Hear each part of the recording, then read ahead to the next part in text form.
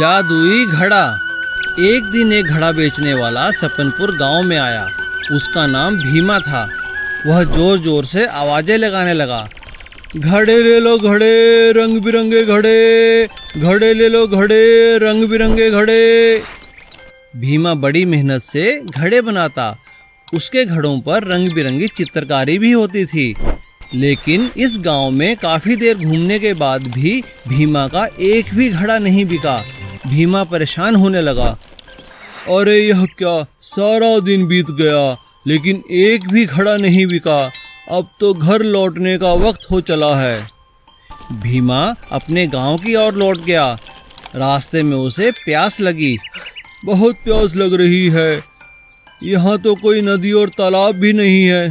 चलो आगे चल के देखता हूँ। भीमा को थोड़ी ही दूर चलने पर एक कुआं दिखा। अरे मिल गया पानी का स्रोत, चलो पानी पी लेता हूँ। भीमा कुएं के पास पहुंचा तो देखा कुएं में रस्सी तो है पर बाल्टी नहीं है। इसीलिए उसने अपने घड़ा रस्सी से बांधा, पानी निकाला और पी लिया। पानी पीकर भीमा ने घड़ा वहीं छोड़ दिया। यह घड़ा यहीं छोड़ देता हूँ, गांव वालों के भी काम आएगा। अगले दिन भीमा फिर गांव में घड़े बेचने आया। घड़े ले लो घड़े, रंग बिरंगे घड़े। उसकी आवाज सुन सभी लोग घरों से बाहर आ गए और उसके घड़े तुरंत ही बिक गए। भीमा हैरान था। जब भीमा खुशी खुशी घर लौटने लगा तब एक महिला बोली, लो भाई प्रसाद लो। किस बात का प्रसाद है बहन?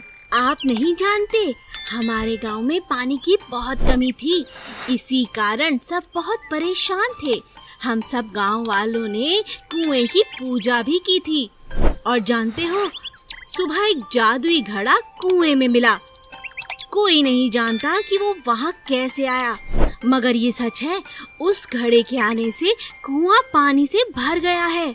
पंडित जी ने बताया कि ये जादुई घड़ा एक सच्चे मन के यात्री ने रखा है। हम सब ने उस यात्री की लंबी उम्र और अच्छी सेहत की कामना और पूजा की है। ये उसी का प्रसाद है।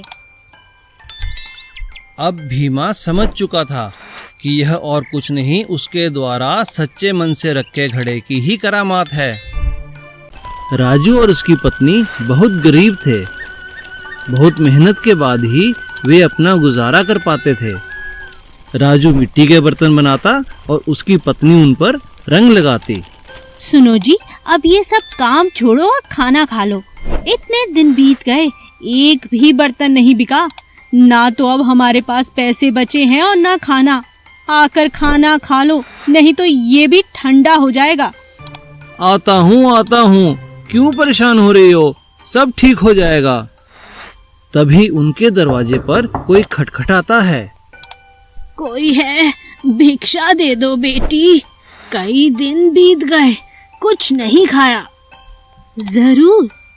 राजू की पत्नी ने अपनी थाली दरवाजे पर खड़ी बुढ़िया को दे दी। ये लीजिए माँ, भोजन कीजिए। बुढ़िया बहुत खुश हुई और भोजन करने लगी।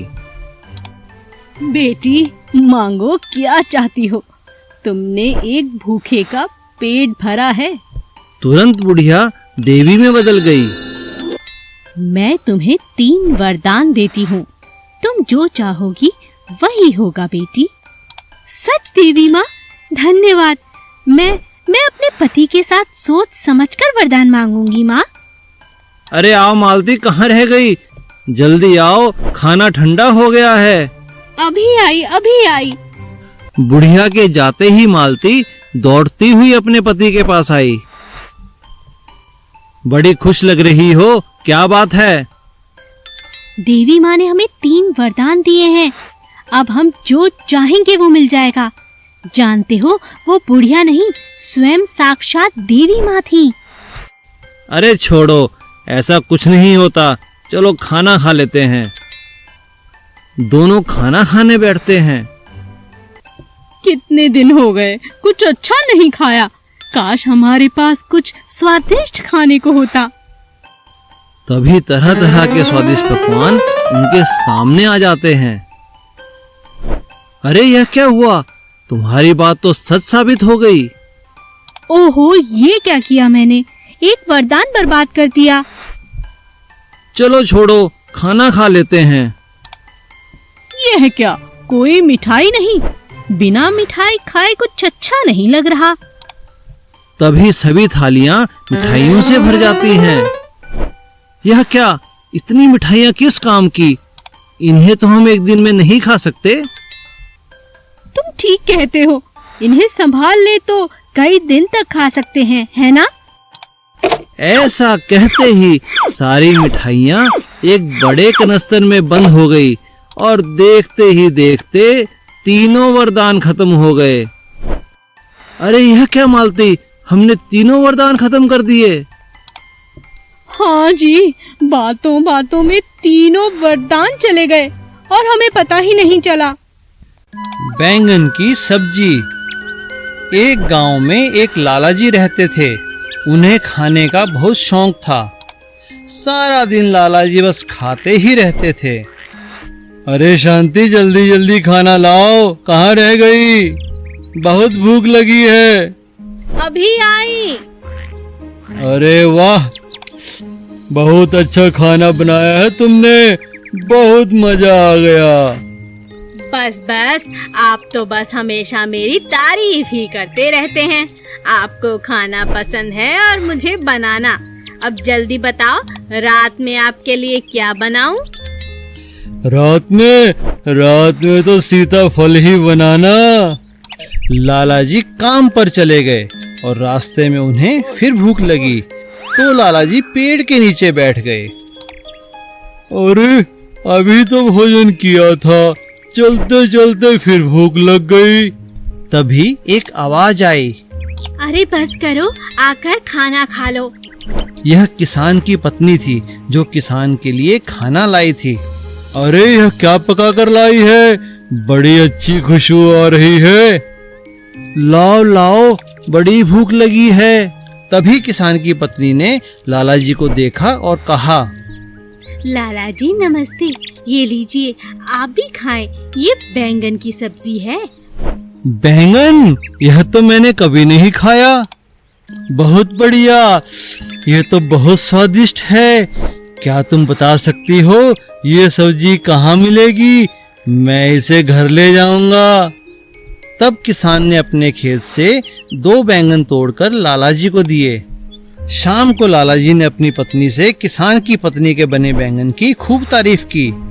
अच्छा, बस भी करो, मैं अभी बढ़िया सी सब्जी बनाती हूँ। सेठ इंतजार करने लगा और पत्नी बैंगन पकाने लगी। अरे वाह, ये सब्जी का रंग तो बहुत अच्छा लग रहा है। चक्कर देखती हूँ। वाह, स्वादिष्ट। वह स्वादिष्ट था। अभी पत्नी ने चखा ही था और उसे खाने का दिल किया। उसने झट से पूरा बैंगन खा लिया। फिर वो खाना लेकर लाला जी के पास पहुंची। अरे यह क्या, यह तो सिर्फ एक ही बैंगन है, दूसरा कहाँ है? जी वो चखते हुए एक बैंगन का तो पता ही नहीं चला, मैंने खा लिया। क्या कहा? बैंगन खा लिया? यह क्या किया तुमने? आखिर तुमने पूरा बैंगन खाया कैसे? पत्नी ने तुरंत बैंगन उठाया और खा गई। ऐसे। मायावी मटकी। मदन एक बहुत ही ईमानदार लड़का था। वो बहुत मेहनत करता। उसका एक छोटा सा खेत था। एक दिन खेत में काम करने के बाद जब मदन घर लौट रहा था, अचानक रास्ते में उसका पैर एक पत्थर से टकराया और वह जमीन पर गिर पड़ा। अरे मेरे पैर के बीच में क्या अटका जो मैं गिर पड़ा? अच्छा, ये पत्थर है, इसे उठाकर कहीं दूर रख देता हूँ। मदन ने उस पत्थर को उठाया और पास ही पेड़ के नीचे घड़े में डाल दिया। वह घड़ा वहाँ पर पहले से ही पड़ा था, जो बिल्कुल खाली था। लेकिन अचानक देखते ही देखते घड़ा पत्थरों से भर गया। अरे ये तो कोई मायावी मटका लगता है, इसे घर लेकर चलता हूँ। मदन की पत्नी मटका पाकर बहुत खुश होती है। अरे वाह, क्या ये सच में मायावी मटकी है? मैं अभी इसमें जेवर डालकर देखती हूँ। जैसे ही मटके में अपने जेवर डाले तो मटका गहनों से भर गया। मदन और उसकी पत्नी बहुत खुश थे। वे जब चाहते मटके में जेवर डालते और जेवर दुगने हो जाते और वे उन्हें बेचकर अपना घर चलाते। देखते ही देखते मदन और उसकी पत्नी ने अपना एक सुंदर घर बना लिया। अब वह खेत पर भी नहीं जाता। दोनों पति पत्नी बहुत खुश थे और अच्छी जिंदगी जी रहे थे। उनके पास अब किसी चीज की कोई कमी नहीं थी। जब कपड़ा चाहते तो घड़े में कपड़ा डाल देते, जब पैसा चाहते तो घड़े में पैसा डाल देते। ऐसा करते उन्हें कई दिन बीत गए। एक दिन उनके पड़ोसी श्यामलाल को उन पर शक होने लगा। अरे कुछ ही दिनों में ये मदन इतना पैसे वाला कैसे हो गया? पहले तो बहुत गरीब था, 2 वक्त की रोटी भी नहीं थी उसके पास। अब देखो कोई कमी नहीं है। लगता है इनके हाथ कोई खजाना लग गया है। मुझे इन पर नज़र रखनी पड़ेगी। श्यामलाल ने लगातार मदन पर नज़र रखनी शुरू कर दी। एक दिन उसने मदन की पत्नी को घड़े के अंदर कुछ सिक्के डालते देखा और कुछ ही पलों में मटका सिक्कों से भर गया। यह देख श्यामलाल की आंखें खुली रह गई। यही वो राज है जिसके कारण इन्हें कोई कमी नहीं रहती। बहुत धन कमा लिया मदन। और मौका पाकर श्यामलाल ने वह मटका चुरा लिया। लेकिन जैसे ही श्यामलाल ने अपना हाथ उस मटके में डाला, उसके कई हाथ हो गए। वह जोर जोर से चिल्लाने लगा, अरे बचाओ, अरे बचाओ, कोई तो मुझे बचाओ, मैं इस मटके में फंस गया हूँ।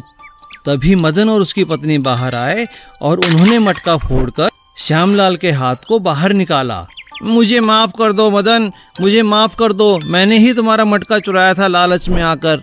अच्छा हुआ ये मटका टूट गया, इसके कारण मैं भी बहुत आलसी हो गया था। जो मज़ा मेहनत की रोटी में है वह मायावी चीज़ों में नहीं। Please subscribe.